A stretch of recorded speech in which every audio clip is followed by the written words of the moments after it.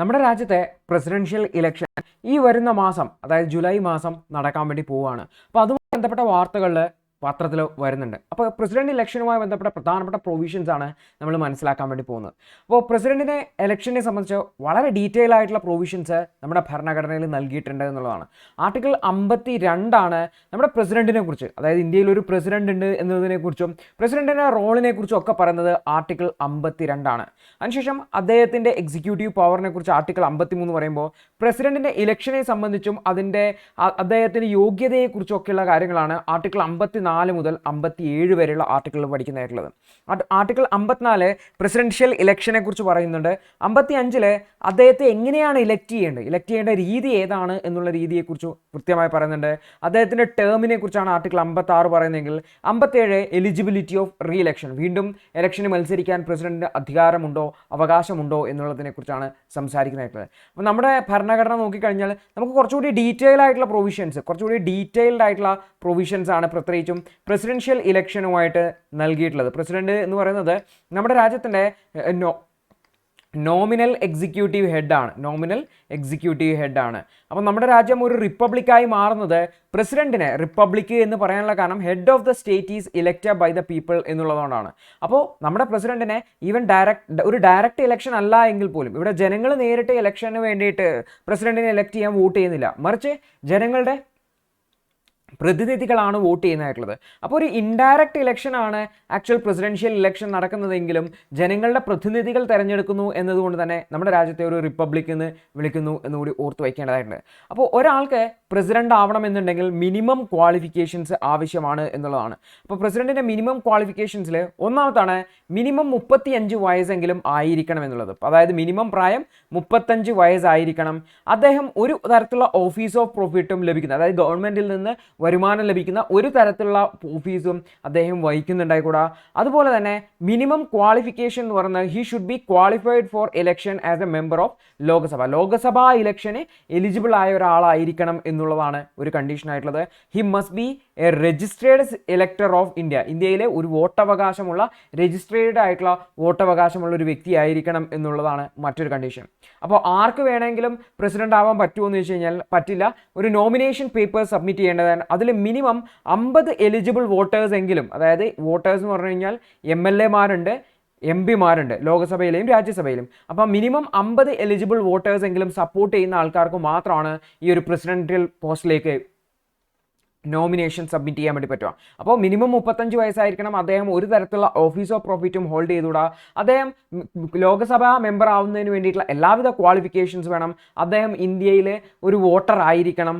അതുപോലെ തന്നെ മിനിമം 50 പേര് സപ്പോർട്ട് ചെയ്തിട്ടുള്ള ഒരു നോമിനേഷൻ പേപ്പർ ആയിരിക്കണം സബ്മിറ്റ് ചെയ്യേണ്ടത്. അപ്പോൾ ഈ ഒരു ക്വാളിഫിക്കേഷൻസ് ഒക്കെ ഉണ്ടെങ്കിൽ മാത്രമാണ്, ഈ ഒരു ക്വാളിഫിക്കേഷൻസും ഈ ഒരു റിക്വയർമെൻറ്റ്സ് ഒക്കെ ഉണ്ടെങ്കിൽ മാത്രമാണ് പ്രസിഡൻഷ്യൽ ഇലക്ഷന് ഒരു വ്യക്തിക്ക് കാൻഡിഡേറ്റ് ആയിട്ട് നിൽക്കാൻ വേണ്ടി പറ്റുക എന്ന് ഓർത്തു വെക്കുക.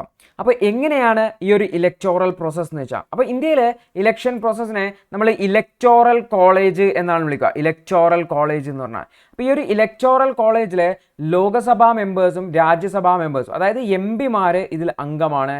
അതുപോലെ തന്നെ സ്റ്റേറ്റ് അസംബ്ലികളിലെ, സംസ്ഥാന നിയമസഭകളിലെ MLA മാർ ഇതിൽ അംഗമാണ്.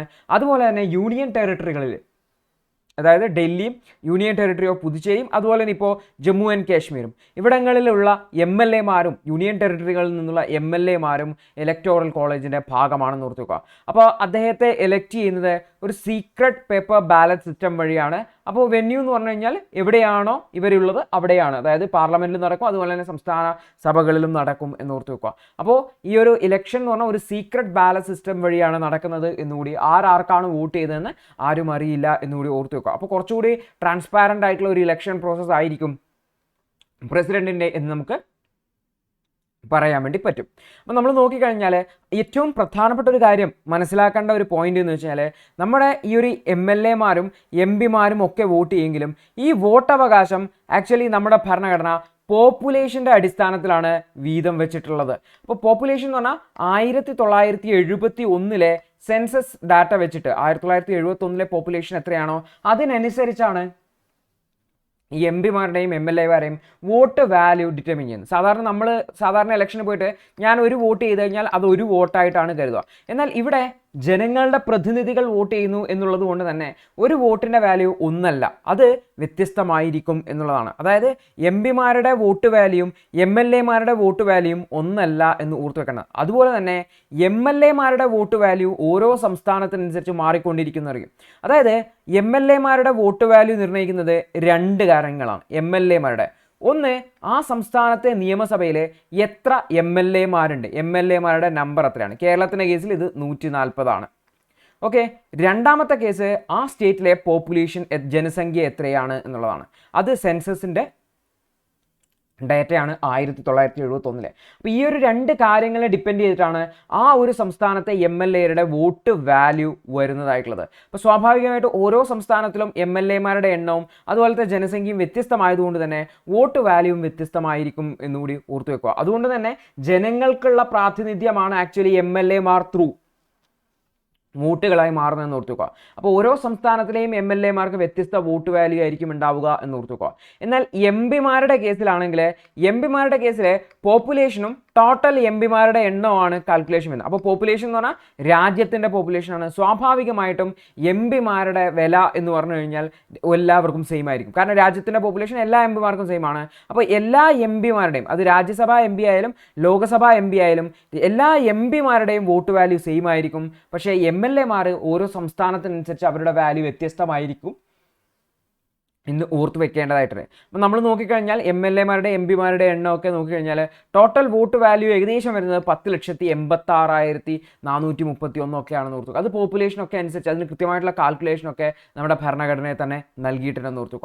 അപ്പോൾ പ്രസിഡൻഷ്യൽ ഇലക്ഷനെ കുറിച്ചുള്ള ഒരു ഔട്ട്ലൈനാണ് ഇവിടെ പറഞ്ഞത്. അപ്പോൾ കൂടുതൽ ഇലക്ഷനുമായി ബന്ധപ്പെട്ട കൂടുതൽ വാർത്തകൾ വരുന്ന സമയത്ത് നമ്മൾ കൂടുതൽ വിശദമായിട്ട് ഈ ഒരു ടോപ്പിക്കിനെ ഡിസ്കസ് ചെയ്യുന്നതായിരിക്കും. ഔട്ട്ലൈനായിട്ട് എന്താണ് പ്രസിഡൻഷ്യൽ ഇലക്ഷൻ, എങ്ങനെയാണ് ഇത് നടക്കുന്നത്, എങ്ങനെയാണ് വോട്ട് വാല്യൂ, പ്രത്യേകിച്ചും വോട്ട് വാല്യൂ കുറച്ച് കൺഫ്യൂസിംഗ് ആണ്. അതുകൊണ്ടാണ് നമ്മൾ കുറച്ച് പ്രത്യേകം ശ്രദ്ധിക്കണം എന്ന് പറയുന്നത്. എം എൽ എമാരുടെ വോട്ട് ഓരോ സംസ്ഥാനത്തിനനുസരിച്ചും വ്യത്യസ്തമായിരിക്കും എന്നുള്ള കാര്യം നമ്മുടെ മനസ്സിൽ വേണം. എം പിമാരുടെ വോട്ട് രാജ്യസഭയായാലും ലോകസഭയായാലും സെയിം ആയിരിക്കും എന്നുകൂടി നമ്മുടെ മനസ്സിൽ ഉണ്ടാവേണ്ടതായിട്ടുണ്ട്. പ്രത്യേകിച്ചും പ്രിലിമിനറി വ്യൂ പോയിന്റിൽ ഈ ഒരു കാര്യം നമ്മളുടെ മനസ്സിൽ ഓർമ്മയുണ്ടാവണം.